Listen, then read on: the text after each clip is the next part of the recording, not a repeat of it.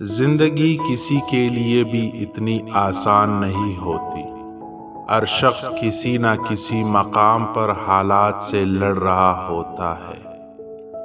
حسد کرنے والا پیٹھ پیچھے برائی کرتا ہے اور سامنے بات کرتے وقت اس کی زبان گونگی ہو جاتی ہے۔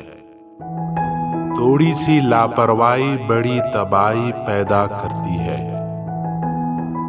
جب نظر بدل جاتی ہے تو نظارہ بھی بدل جاتا ہے۔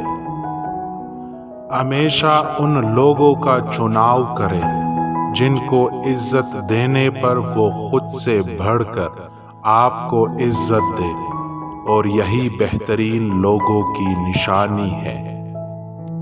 لوگوں کے دل آپ صاف نہیں کر سکتے، لیکن اپنا دل صاف رکھنا آپ کے اپنے اختیار میں ہے۔ زندگی ایک سکے کی مانند ہے، آپ اسے جس طرح چاہے خرچ کر سکتے ہیں، لیکن آپ اسے صرف ایک بار خرچ کر سکتے ہیں۔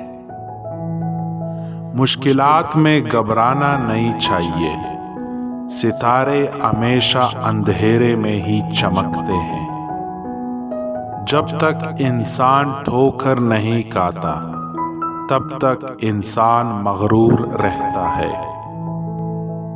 حکمت دانائی اور عقل مندی حاصل کرو، چاہے ساری دولت ہی خرچ کیوں نہ ہو جائے۔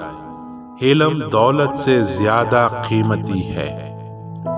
وعدہ نہ کرنا بہتر ہے، نہ کہ وعدہ کر کے پورا نہ کیا جائے۔ اچھے وقت میں خدا کا شکر ادا کرو، مگر برے وقت میں اپنے اعمال پر غور و فکر کرو۔ محنت کش کی نیند میں سکون ہے۔ روح پاک ہوتی ہے جب آپ مہربان ہوتے ہیں۔ جب آپ ظالم بنتے ہیں تو یہ تباہ ہو جاتی ہے۔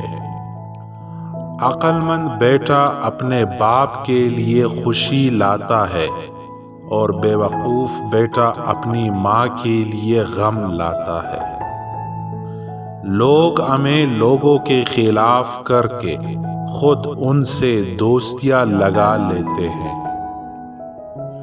سمجھدار رہنے کے لیے بے وقوف بنو۔ انسان کی فطرت ہے کہ وہ کسی چیز کی قدر صرف 2 بار ہی کرتا ہے، ملنے سے پہلے اور کھو دینے کے بعد۔ لوگوں پر 3 احسان کرو۔ نفع نہیں دے سکتے تو نقصان نہ کرو، خوش نہیں کر سکتے تو رنجیدہ نہ کرو، تعریف نہیں کر سکتے تو برائی نہ کرو۔ آج کل لوگ دعاؤں میں کم اور چغلیوں میں زیادہ یاد کرتے ہیں۔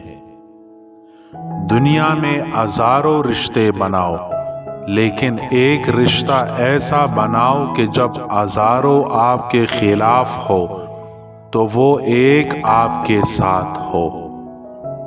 نادان اپنی تقدیر بدلنے کے لیے باہر کے کسی انقلاب کے منتظر رہتے ہیں۔